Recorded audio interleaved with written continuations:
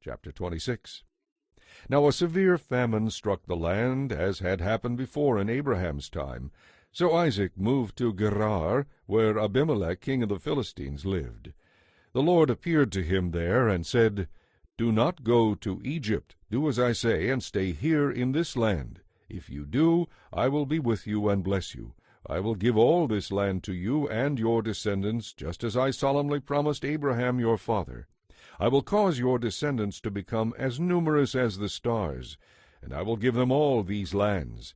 And through your descendants all the nations of the earth will be blessed. I will do this because Abraham listened to me and obeyed all my requirements, commands, regulations, and laws. So Isaac stayed in Gerar, and when the men there asked him about Rebekah, he said, She is my sister. He was afraid to admit that she was his wife. He thought they would kill him to get her because she was very beautiful. But some time later Abimelech, king of the Philistines, looked out a window and saw Isaac fondling Rebekah. Abimelech called for Isaac and exclaimed, She is obviously your wife. Why did you say she was your sister? Because I was afraid someone would kill me to get her from me. Isaac replied. How could you treat us this way? Abimelech exclaimed. Someone might have taken your wife and slept with her, and you would have made us guilty of great sin. Then Abimelech made a public proclamation. Anyone who harms this man or his wife will die. That year Isaac's crops were tremendous. He harvested 100 times more grain than he planted, for the Lord blessed him. He became a rich man, and his wealth only continued to grow. He acquired large flocks of sheep and goats, great herds of cattle, and many servants. Soon the Philistines became jealous of him, and they filled up all of Isaac's wells with earth. These were the wells that had been dug by the servants of his father Abraham. And Abimelech asked Isaac to leave the country.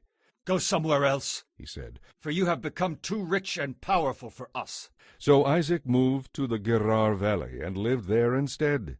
He reopened the wells his father had dug, which the Philistines had filled in after Abraham's death. Isaac renamed them, using the names Abraham had given them. His shepherds also dug in the Gerar valley and found a gushing spring. But then the local shepherds came and claimed the spring. This is our water, they said, and they argued over it with Isaac's herdsmen. So Isaac named the well Argument, because they had argued about it with him. Isaac's men then dug another well, but again there was a fight over it. So Isaac named it Opposition. Abandoning that one, he dug another well, and the local people finally left him alone. So Isaac called it Room Enough, for he said, At last the Lord has made room for us, and we will be able to thrive. From there Isaac moved to Beersheba, where the Lord appeared to him on the night of his arrival. I am the God of your father Abraham, he said. Do not be afraid, for I am with you and will bless you. I will give you many descendants, and they will become a great nation. I will do this because of my promise to Abraham my servant. Then Isaac built an altar there and worshipped the Lord. He set up his camp at that place, and his servants dug a well. One day Isaac had visitors from Gerar. King Abimelech arrived with his adviser Ahuzah, and also Phych, his army commander. Why have you come? Isaac asked them. This is obviously no friendly visit, since you sent me from your land in a most unfriendly way. They replied, We can plainly see that the Lord is with you, so we decided we should have a treaty, a covenant between us. Swear that you will not harm us, just as we did not harm you. We've always treated you well, and we sent you away from us in peace. And now look how the Lord has blessed you. So Isaac prepared a great feast for them, and they ate and drank in preparation for the treaty ceremony.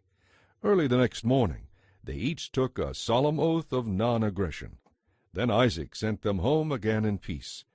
That very day Isaac's servants came and told him about a well they had dug. We've found water, they said. So Isaac named the well Oath. And from that time to this, the town that grew up there has been called Beersheba, Well of the Oath. At the age of 40, Esau married a young woman named Judith, the daughter of Beeri the Hittite. He also married Basemath, the daughter of Elon the Hittite. But Esau's wives made life miserable for Isaac and Rebekah.